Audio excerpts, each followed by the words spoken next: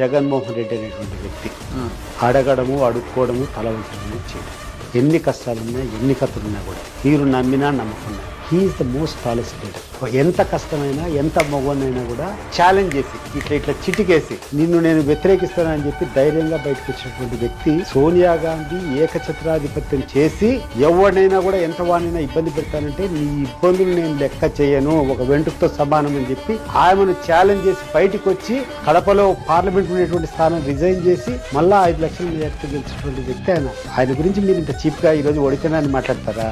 Jaganmohan Reddy is a tiger. మనస్ఫూర్తిగా చెప్తున్నా, గుండెల్లోంచి చెప్తున్నాను. I'm telling you search for any leader అంతకంటే ఖర్చు ఉండేవాడు. 16 నెలలు జైలుపై పార్టీని అధికారంలో తీసుకొని వచ్చినాయండి ఆయన. ఈజ్ అ లీడర్ యార్. 18 మంది శాసనసభ్యులు లేకుంటే 18 రిజైన్ చేయండి అంటే 18 మంది రిజైన్ చేసి అందరినీ గెలిపించినటువంటి సత్తా అది జగన్మోహన్ రెడ్డి. మీరు దాన్ని గౌరవించారు.